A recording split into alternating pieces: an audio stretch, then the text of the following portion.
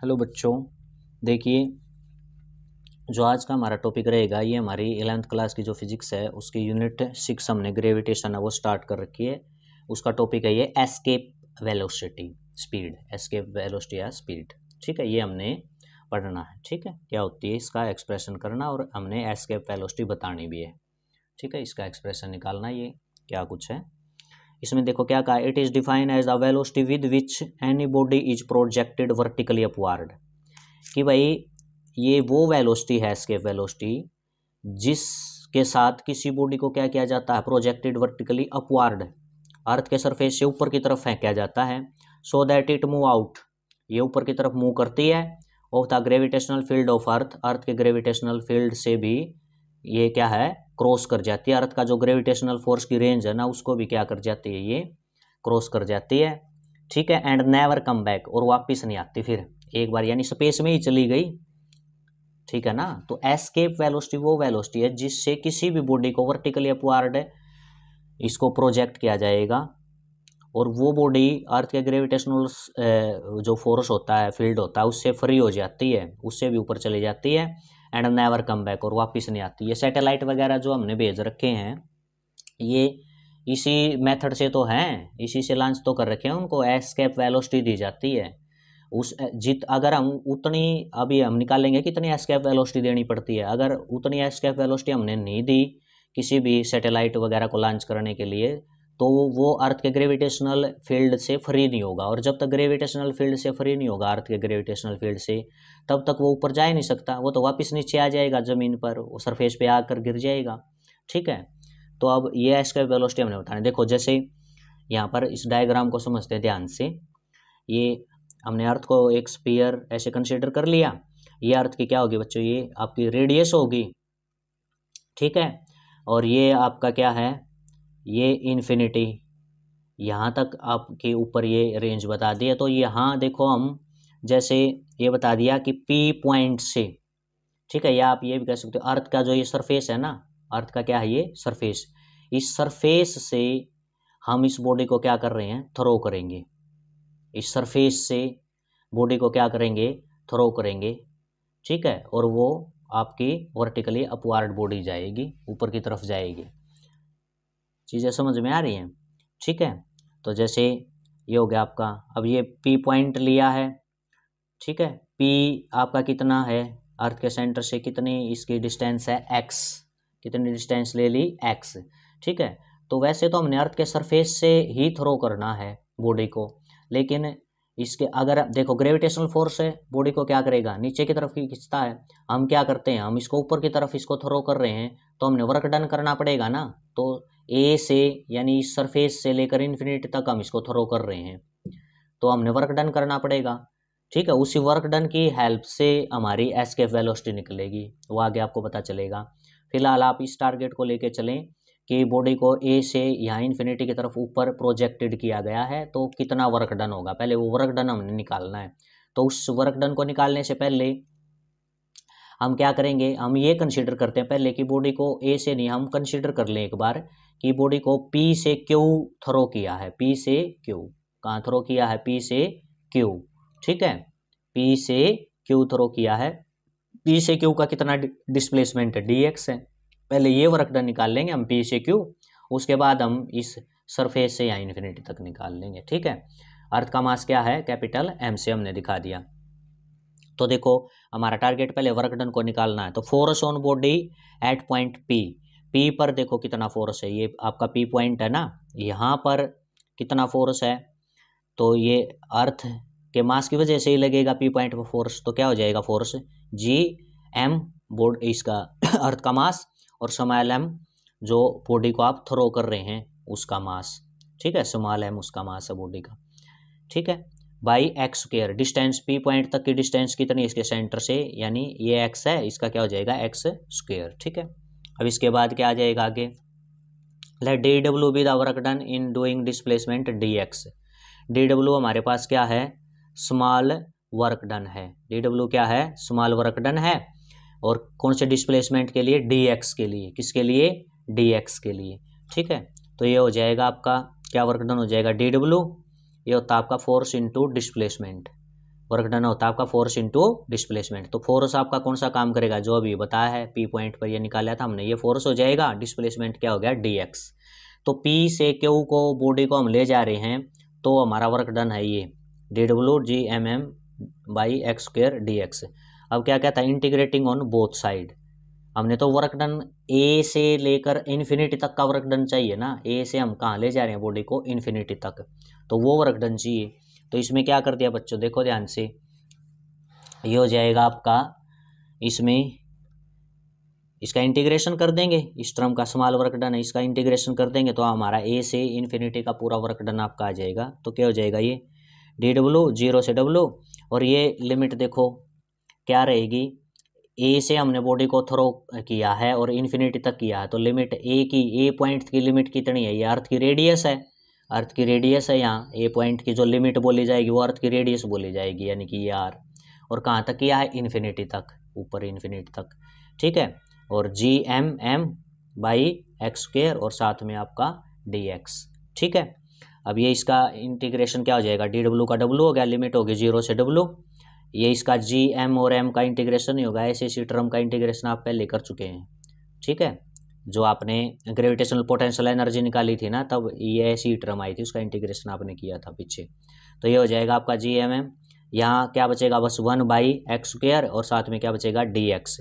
अब आपको पता है आप कर चुके हैं, 1/x स्क्वायर का इंटीग्रेशन पहले आपने कर लिया, ठीक है। ये आता -1/x आता है, 1/x स्क्वायर का इंटीग्रेशन माइनस है 1/x आता है, तो जो यहाँ माइनस था वो आगे मैंने यहाँ लिख दिया माइनस, ठीक हो गया। तो ये 1/x, लिमिट बच्चों क्या रहेगी, आर, ये नीचे आर है, आर से लेकर कहाँ तक है, इन्फिनिटी तक, आर से इन्फिनिटी लिमिट रहेगी, ठीक है। इसमें आगे देख लेते हैं, ये आपका वर्क डन डब्ल्यू हो जाएगा, इधर तो डब्ल्यू ही चल रहा है, यह हो जाएगा, एक बार अपर लिमिट पुट करो, इन्फिनिटी पुट करेंगे एक्स की जगह, तो 1/इन्फिनिटी माइनस ये हो जाएगा 1/r, 1/r, ठीक है। ये हो जाएगा आपका 1/इन्फिनिटी क्या होता है बच्चों, ये जीरो होती है, ये -1/, माइनस माइनस क्या हो जाएगा प्लस, और ये आर इसके नीचे आ जाएगा, ठीक है। तो ये आया वर्क डन, ये क्या आ गया बच्चों, वर्क डन, जो बॉडी को कहाँ से ए से इन्फिनिटी हमने फेंका है, ग्रेविटेशनल फोर्स के अगेंस्ट फेंका, इसको ऊपर की तरफ लेकर गए, तो ये आपका वर्क डन आया, ये जी एम एम आर, ठीक है।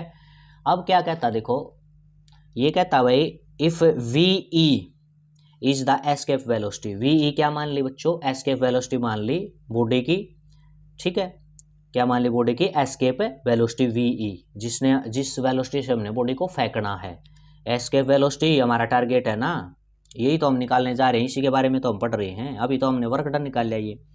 अब एस्केप वेलोसिटी वी मान ली, काइनेटिक एनर्जी क्या होगी, आप सबको पता है, जो वर्क डन है वही आपका एनर्जी बनता है। तो यहाँ हम बात करेंगे अब काइनेटिक एनर्जी। काइनेटिक एनर्जी क्यों होगी बॉडी के अंदर, काइनेटिक एनर्जी तो होगी, बॉडी को आपने यहाँ से यहाँ थ्रो किया है, तो बॉडी मूव कर रही है, और मूव करने वाली जो मोशन में जो बॉडी होती है उसमें काइनेटिक एनर्जी तो होती है, और कौन सी होती है, तो काइनेटिक एनर्जी क्या होगी, हाफ एम, बॉडी का मास एम था, और वेलोसिटी क्या है इसके, वेलोसिटी वी ई स्क्वायर, ठीक है। तो ये काइनेटिक एनर्जी ले ली बॉडी की हमने, हाफ एम वी स्क्वायर। अब बॉडी को ये काइनेटिक एनर्जी कौन सी मिली है, ये वर्क डन जो किया ना हमने, बॉडी को हमने ऊपर हम लेकर गए हैं, तो ये वर्क डन किया, यही तो बॉडी की क्या बनी है, काइनेटिक एनर्जी बनी है बच्चों, ठीक है। ये वर्क डन ही बॉडी का क्या बना है, काइनेटिक एनर्जी बनेगी। अब तो ये वर्क डन आपका किसके बराबर होगा, इस काइनेटिक एनर्जी के बराबर, ठीक है। तो आगे देख लेते हैं, अब इसमें देखो यहाँ पर ये क्या हो जाएगा बच्चों, kinetic energy half m v square होगी, और ये आपका वर्क डन आ चुका है पीछे G M m by r, ये आपका क्या आ चुका है बच्चों, वर्क डन, ठीक है। यहाँ से एम कैंसिल हो जाएगा, वी स्क्वायर यहाँ से ये 2 इधर चला जाएगा, तो क्या है 2gm/r, हमारा टारगेट तो वी ई है, एस्केप वेलोसिटी, स्क्वायर थोड़ी चाहिए हमने उसका, तो इसका इधर वाले का स्क्वायर हटाने के लिए इस साइड क्या हो जाएगा, हम स्क्वायर रूट लगा देंगे, क्या लगा देंगे, स्क्वायर रूट लगा दिया, ठीक है। अब देखो हमें पता है जो ग्रेविटी स्मॉल जी है वो आपका gm/r स्क्वायर होता है, ये रिलेशन होता है, पीछे आप कर चुके इसको, ठीक है।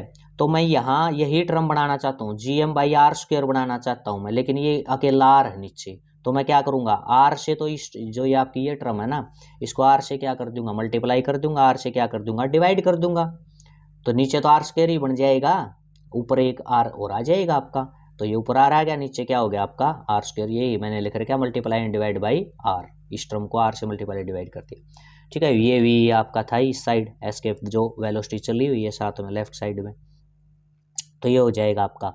अब ये देखो G M by r square, इतनी जो टर्म है ये आपका क्या है, जी है, स्मॉल जी है, gravity acceleration due to gravity, ये हो जाएगा जी, और ये 2 था ही आपका, ये हो गया जी, और ये साथ में आ रहा है। तो ये बच्चों आ गया आपकी एस्केप वेलोसिटी। ठीक है, अब ये एस्केप वेलोसिटी देखो इसमें ये किस पे डिपेंड कर रही है, एक्सेलरेशन ड्यू टू ग्रेविटी, अर्थ की ग्रेविटी पे और अर्थ की रेडियस पे डिपेंड कर रही है।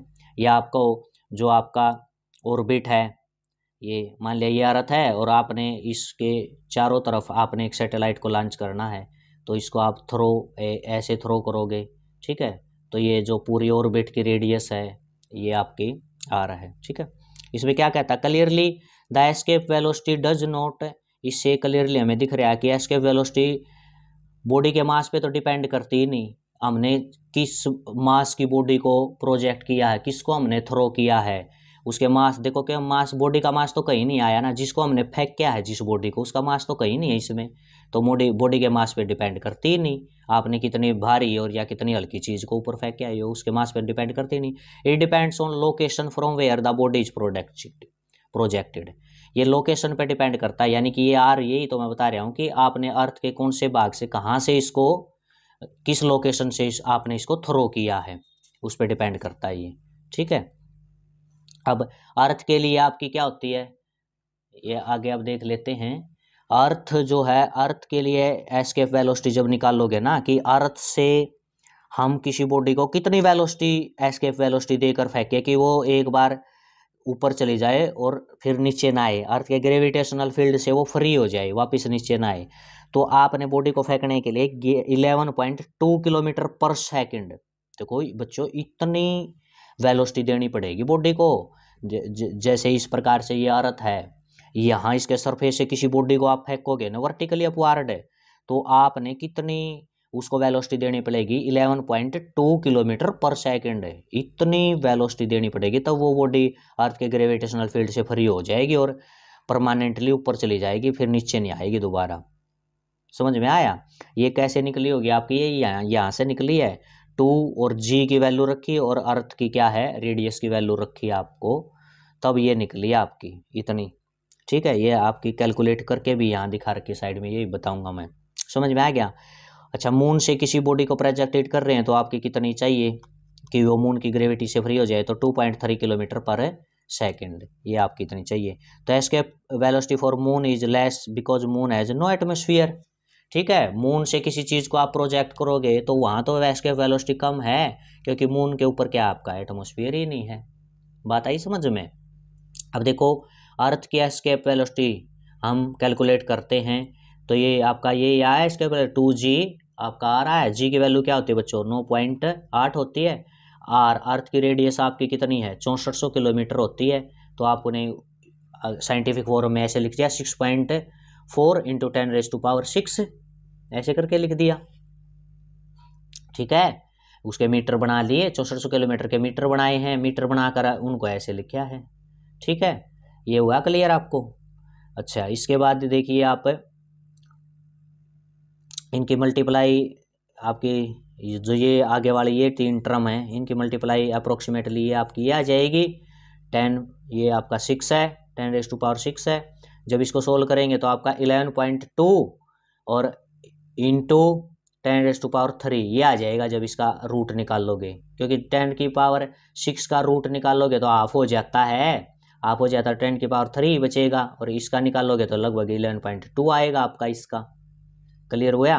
ठीक है, तो ये आ गया मीटर पर सेकंड आया आपका, क्या आया मीटर पर सेकंड, क्योंकि ये आपके जो वेलोसिटी है, वेलोसिटी की ऐसा यूनिट है वो मीटर होती है, मीटर पर सेकंड, तो मीटर पर सेकंड आएगा, क्योंकि 6400 किलोमीटर के हमने मीटर बना लिए थे। ठीक है, ये आपको मैं बता भी देता हूँ, 6400 किलोमीटर अर्थ की रेडियस, आर की वैल्यू 6400 किलोमीटर है, आप इसके मीटर बनाओ। ठीक है, मीटर किस प्रकार से बनाओगे, इसको 1000 से मल्टीप्लाई कर दोगे तो ये 6400 है आपका, 1000 से मल्टीप्लाई हो गया तो ये हो जाएगा आपका 1 2 और 3 0 और आ जाएंगी। ठीक है, अब देखो 2 और 2 4 और 5 0 है, तो ये हो गया 10⁵ हो गया। और आगे क्या है 64 है, 64 है। अब इसको और ज़्यादा साइंटिफिक में लिखे हो तो मैं यहाँ डेसिमल लगाना चाहता हूँ। क्या लगाना चाहता हूँ? डेसिमल। मान लिया मैं इसको 10 से मल्टीप्लाई कर दूँ और 10 से डिवाइड कर दूँ, तो इस नीचे वाले 10 के नाम का तो यहाँ डेसिमल लग गया, ये खत्म हो गया नीचे। और ये 10 की पावर क्या आपकी 5 है, और एक ये हो, यानी कि कितनी होगी 6 होगी। तो यही लिखा मैंने, देखो 6400 किलोमीटर को चेंज करके 6.4 इंटू 10⁶ हुआ क्लियर ये आपको। अब ये आपका क्या आ जाएगा बच्चों, इसको करेंगे, इतना मीटर पर सेकेंड है और किलोमीटर में बनाओगे तो 10⁻³ है, ये आपका 1000 है, 1000 मीटर है, तो इसको आप किलोमीटर लिख दो, 1000 मीटर है, इसको किलोमीटर लिख दिया, बाकी चीज़ें वही रही। तो ये आपके एस्केप है वेलोसिटी। ठीक है बच्चों, ये एग्जाम में पूछ लिया जाता है, ये बिल्कुल आपका इजी है एस्केप वेलोसिटी। पहले वर्क डन निकलेगा, फिर ये आपकी एस्केप वेलोसिटी निकलेगी। ओके, तो इसको आप बिल्कुल ध्यान से इसको कर लेना। ओके, थैंक यू बच्चों।